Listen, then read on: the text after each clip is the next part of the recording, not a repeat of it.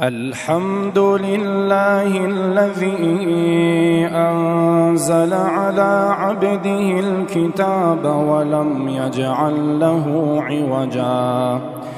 قيما لينذر بأسا شديدا من لدنه ويبشر المؤمنين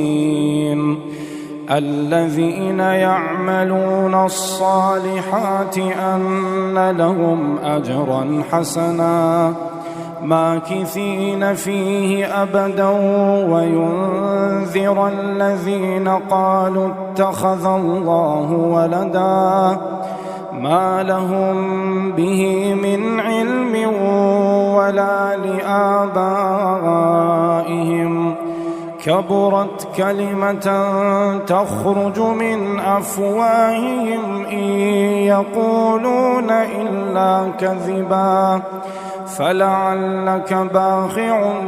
نفسك على آثارهم إن لم يؤمنوا بهذا الحديث أسفا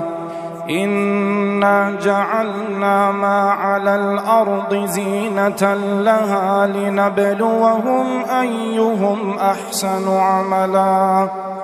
وإنا لجاعلون ما عليها صعيدا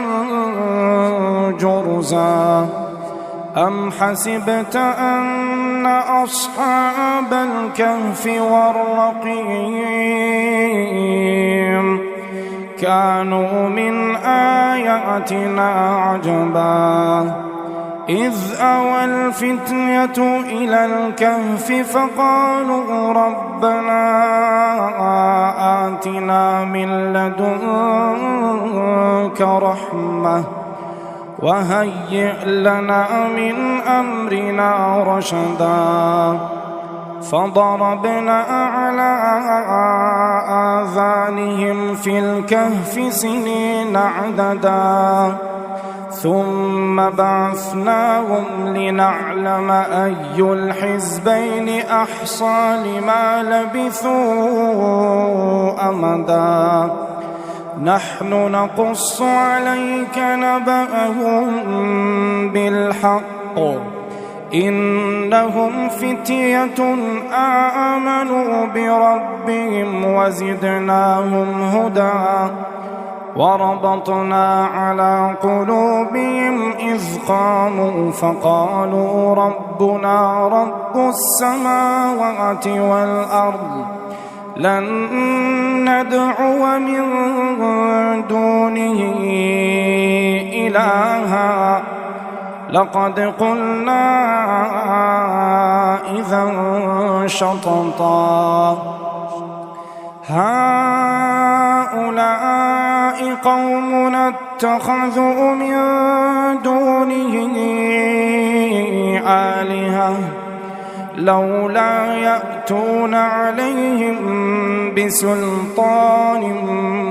بين فمن أظلم ممن افترى على الله كذبا وإذ اعتزلتموهم وما يعبدون إلا الله فأووا إلى الكهف ينشر لكم ربكم من رحمته ويهيئ لكم من أمركم مرفقا وترى الشمس إذا طلعت تزاور عن كهفهم ذات اليمين وإذا غربت تقرضهم ذات الشمال وهم في فجوة منه ذلك من آيات الله من يهد الله فهو المهتد ومن يضلل فلن تجد له وليا مرشدا وتحسبهم أيقاظا وهم رقود ونقلبهم ذات اليمين وذات الشمال وكلبهم باسط ذراعيه بالوصيد لو اطلعت عليهم لوليت منهم فرارا ولملئت منهم رعبا وكذلك بعثناهم ليتساءلوا بينهم قال قائل منهم كم لبثتم قالوا لبثنا يوما أو بعض يوم قالوا ربكم أعلم بما لبثتم فابعثوا أحدكم بورقكم هذه إلى المدينة فلينظر أيها أزكى طعاما فليأتكم برزق منه وليتلطف ولا يشعرن بكم أحدا إنهم إن يظهروا عليكم يرجموكم أو يعيدوكم في ملتهم ولن تفلحوا إذا أبدا وكذلك أعثرنا عليهم ليعلموا أن وعد الله حق وأن الساعة لا ريب فيها إذ يتنازعون بينهم أمرهم فقالوا ابنوا عليهم بنيانا ربهم أعلم بهم قال الذين غلبوا على أمرهم لنتخذن عليهم مسجدا سيقولون ثلاثة رابعهم كلبهم ويقولون خمسة سادسهم كلبهم رجما بالغيب ويقولون سبعة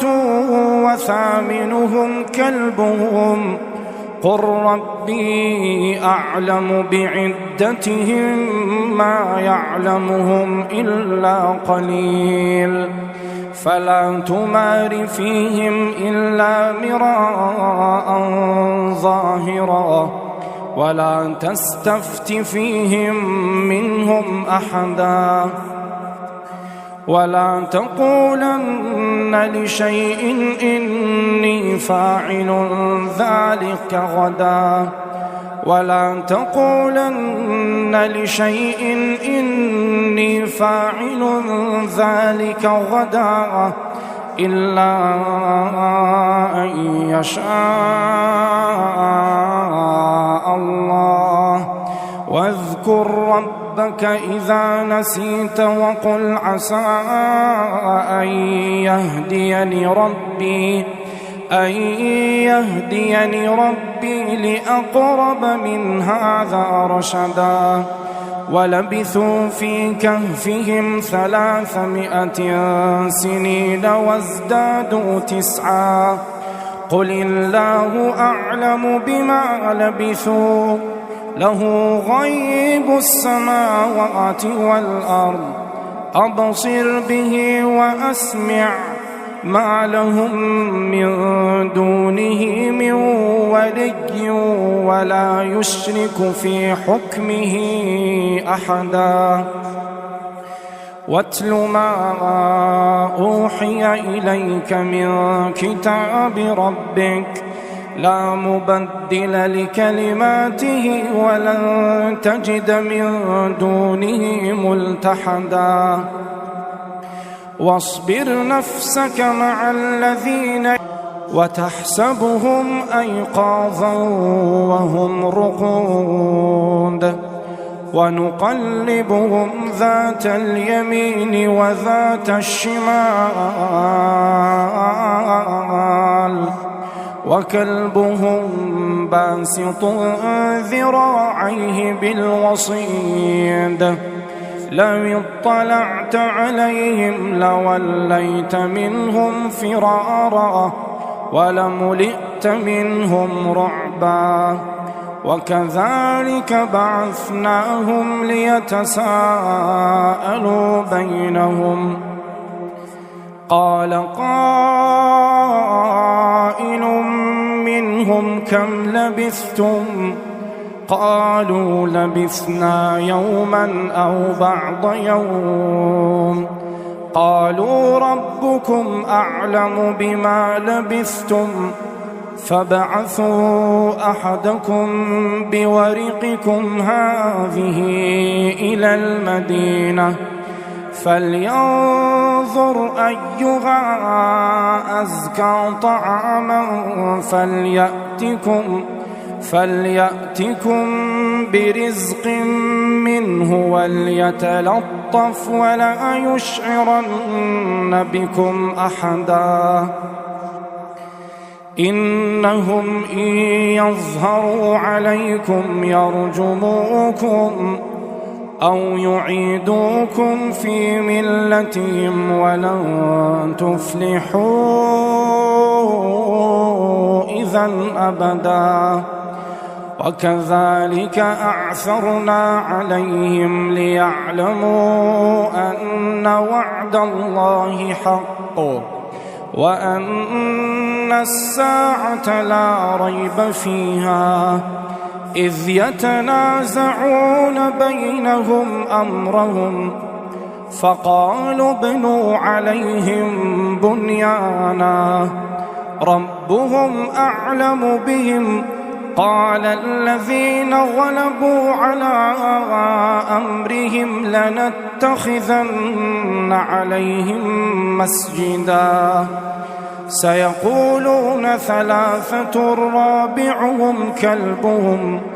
ويقولون خمسة سادسهم كلبهم رجما بالغيب ويقولون سبعة وثامنهم كلبهم قل ربي أعلم بعدتهم ما يعلمهم إلا قليل فلا تمار فيهم إلا مراء ظاهرا ولا تستفت فيهم منهم أحدا ولا تقولن لشيء إني فاعل ذلك غدا ولا تقولن لشيء إني فاعل ذلك غدا إلا أن يشاء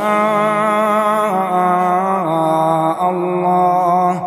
واذكر ربك إذا نسيت وقل عسى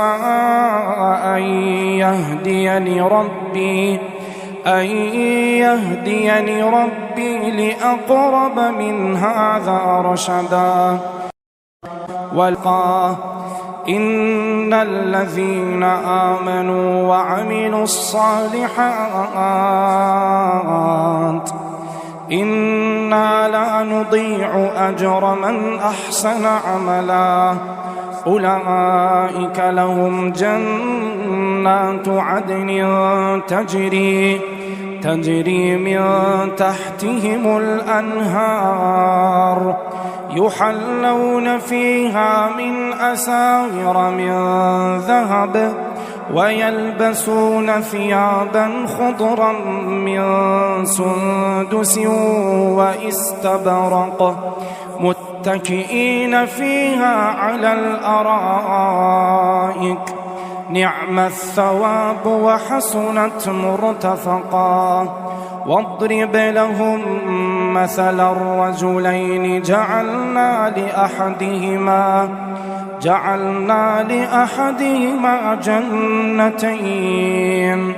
جنتين من أعناب وحففناهما بنخل وجعلنا بينهما زرعا كلتا الجنتين آتت أكلها ولم تظلم منه شيئا وفجرنا خلالهما نهرا وكان له ثمر فقال لصاحبه وهو يحاوره أنا أكثر منك مالا وأعز نفرا ودخل جنته وهو ظالم لنفسه قال ما أظن أن تبيد هذه أبدا وما أظن الساعة قائمة ولئن رددت إلى ربي لأجدن خيرا منها منقلبا قال له صاحبه وهو يحاوره أكفرت بالذي خلقك من تراب ثم من نطفة ثم سواك رجلا لكن هو الله ربي ولا أشرك بربي أحدا ولولا إذ دخلت جنتك قلت ما شاء الله ولولا إذ دخلت جنتك قلت ما شاء الله لا قوة إلا بالله إن ترني أنا أقل منك مالا وولدا فعسى ربي أن يؤتيني خيرا من جنتك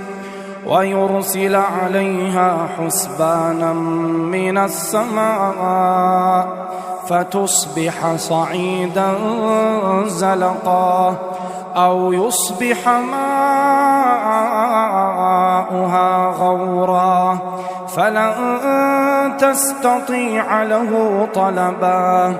وأحيط بثمره فأصبح يقلب كفيه على ما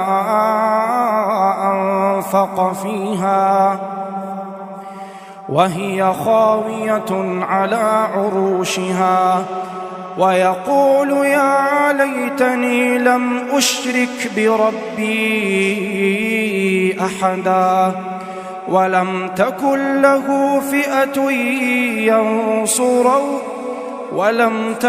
له فئة ينصرونه من دون الله وما كان منتصرا هنالك الولاية لله الحق هو خير ثوابا وخير عقبا واضرب لهم مثل الحياة الدنيا كماء إن أنزلناه من السماء فاختلط به نبات الأرض فأصبح هشيما تذروه الرياح وكان الله على كل شيء مقتدرا المال والبنون زينة الحياة الدنيا والباقيات الصالحات خير عند ربك ثوابا وخير أملا ويوم نسير الجبال وترى الأرض بارزة وحشرناهم فلم نغادر منهم أحدا وعرضوا على ربك صفا لقد جئتمونا كما خلقناكم أول مرة بل زعمتم أن لن نجعل لكم موعدا ووضع الكتاب فترى المجرمين مشفقين مما فيه ويقولون يا ويلتنا ما لهذا الكتاب لا يغادر صغيرة ولا كبيرة إلا أحصاها ووجدوا ما عملوا حاضرا ولا يظلم ربك أحدا وإذ قلنا للملائكة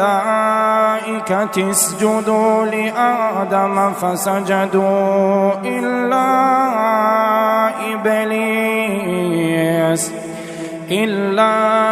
إبليس كان من الجن ففسق عن أمر ربه أفتتخذونه وذريته أولياء من دوني وهم لكم عدو بئس للظالمين بدلا ما أشهدتهم خلق السماوات والأرض ولا خلق أنفسهم وما كنت متخذ المضلين عضدا ويوم يقول نادوا شركائي الذين زعمتم فدعوهم فلم يستجيبوا لهم وجعلنا بينهم موبقا ورأى المجرمون النار فظنوا أنهم مواقعوها ولم يجدوا عنها مصرفا ولقد صرفنا في هذا القرآن للناس من كل مثل وكان الإنسان أكثر شيء جدلا وما منع الناس أن يؤمنوا إذ جاءهم الهدى ويستغفروا ربهم إلا أن تأتيهم سنة الأولين أو يأتيهم العذاب قبلا وما نرسل المرسلين إلا مبشرين ومنذرين ويجادل الذين كفروا بالباطل ليدحضوا به الحق واتخذوا آياتي وما أنذروا هزوا ومن أظلم ممن ذكر بآيات ربه فأعرض عنها ونسي ما قدمت يداه إنا جعلنا على قلوبهم أكنة أن يفقهوه وفي آذانهم وقرا وإن تدعهم إلى الهدى فلن يهتدوا إذا أبدا وربك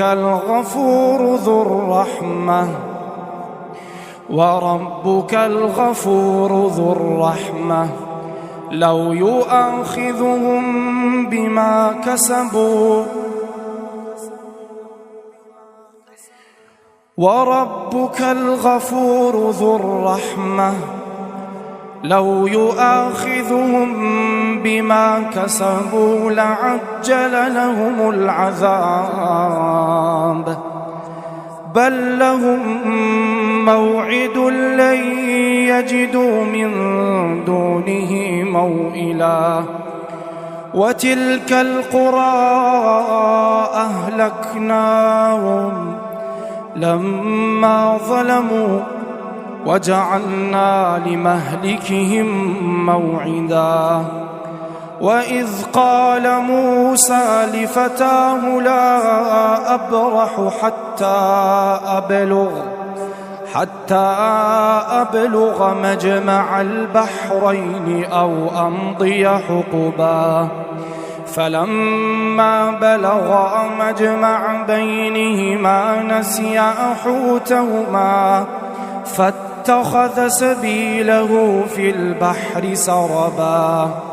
فلما جاوزا قال لفتاه آتنا غداءنا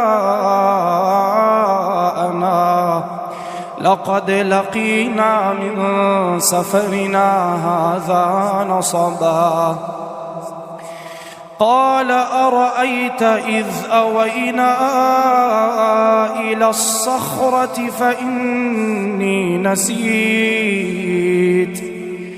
فإني نسيت الحوت وما أنسانيه إلا الشيطان أن أذكره واتخذ سبيله في البحر عجبا قال ذلك ما كنا نبغي فارتدا على آثارهما قصصا فوجدا عبدا من عبادنا آتيناه رحمة من عندنا وعلمناه من لدنا علما قال له موسى هل أتبعك على أن تعلمني مما علمت رشدا قال إنك لن تستطيع معي صبرا وكيف تصبر على ما لم تحط به خبرا قال ستجدني إن شاء الله صابرا ولا أعصي لك أمرا قال فإن اتبعتني فلا تسألني عن شيء حتى أحدث لك منه ذكرا فانطلقا حتى إذا ركبا في السفينة خرقها قال أخرقتها لتغرق أهلها لقد جئت شيئا إمرا قال ألم أقل إنك لن تستطيع معي صبرا قال لا تؤاخذني بما نسيت ولا ترهقني من أمري عسرا فانطلقا حتى إذا لقيا غلاما فقتله قال أقتلت نفسا زكية بغير نفس لقد جئت شيئا نكرا قال ألم أقل لك إنك لن تستطيع معي صبرا قال إن سألتك عن شيء بعدها فلا تصاحبني قد بلغت من لدني عذرا فانطلقا حتى إذا أتيا أهل قرية استطعما أهلها فأبوا أن يضيفوهما فوجدا فيها جدارا يريد أن ينقض فأقامه قال لو شئت لاتخذت عليه أجرا قال هذا فراق بيني وبينك سأنبئك بتأويل ما لم تستطع عليه صبرا أما السفينة فكانت لمساكين يعملون في البحر فأردت أن أعيبها وكان وراءهم ملك يأخذ كل سفينة غصبا. وأما الغلام فكان أبواه مؤمنين فخشينا أن يرهقهما طغيانا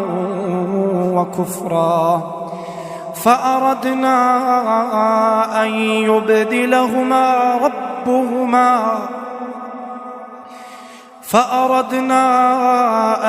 يبدلهما ربهما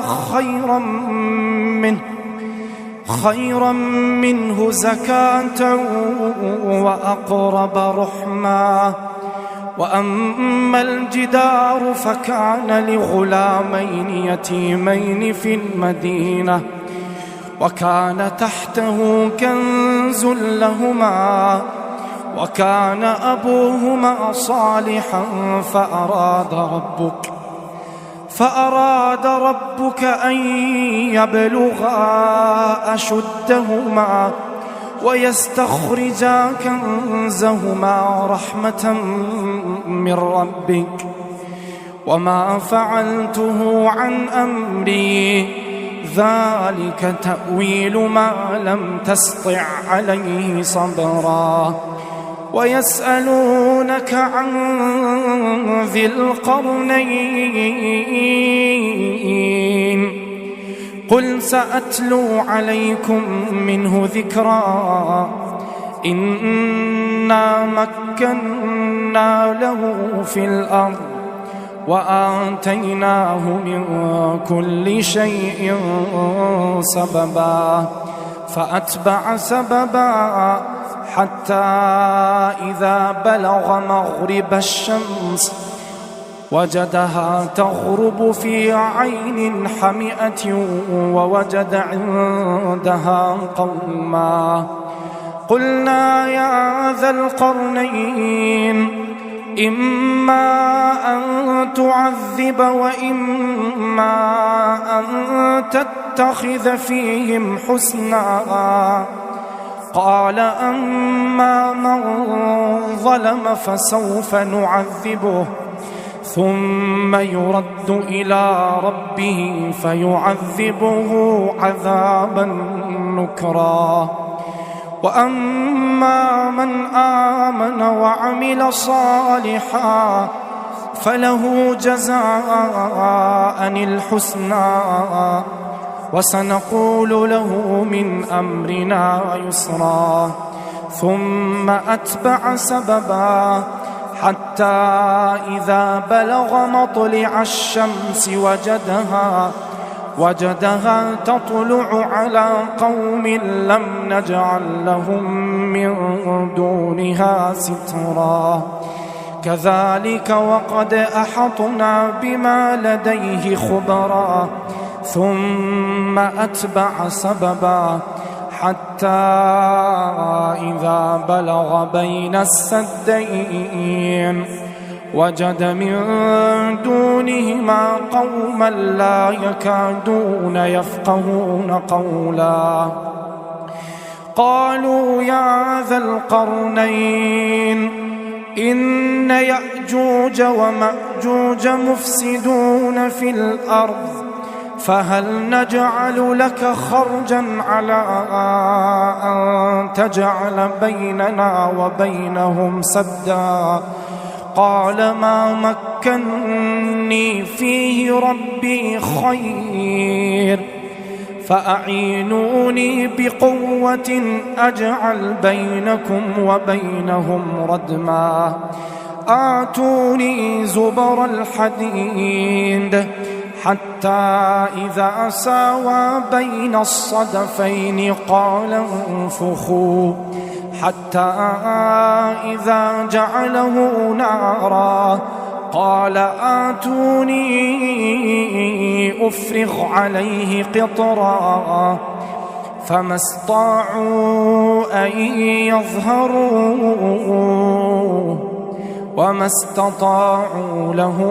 نقبا. قال هذا رحمة من ربي فإذا جاء وعد ربي جعله دكا وكان وعد ربي حقا وتركنا بعضهم يومئذ يموج في بعض ونفخ في الصور فجمعناهم جمعا وعرضنا جهنم يومئذ للكافرين عرضا الذين كانت أعينهم في غطاء عن ذكري وكانوا لا يستطيعون سمعا أفحسب الذين كفروا أن يتخذوا عبادي من دوني أولياء إنا أعتدنا جهنم للكافرين نزلا قل هل ننبئكم بالأخسرين أعمالا الذين ضل سعيهم في الحياة الدنيا وهم يحسبون أنهم يحسنون صنعا أولئك الذين كفروا بآيات ربهم ولقائه فحبطت أعمالهم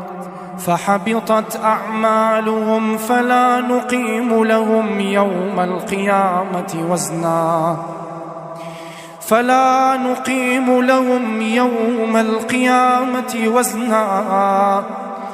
ذلك جزاؤهم جهنم بما كفروا واتخذوا آياتي ورسلي هزوا إن الذين آمنوا وعملوا الصالحات كانت لهم جنات الفردوس نزلا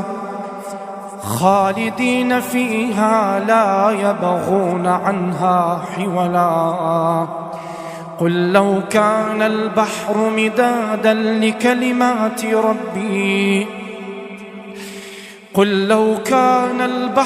مدادا لكلمات ربي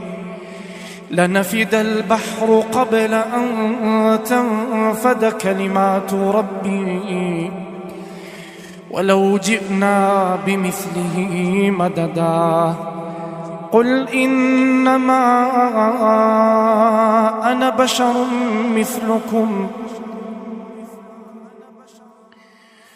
قل إنما أنا بشر مثلكم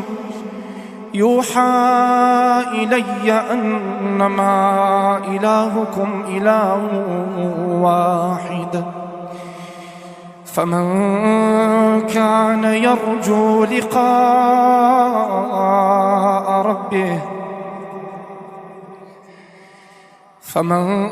كان يرجو لقاء ربه فليعمل عملا صالحا ولا يشرك بعبادة ربه أحدا.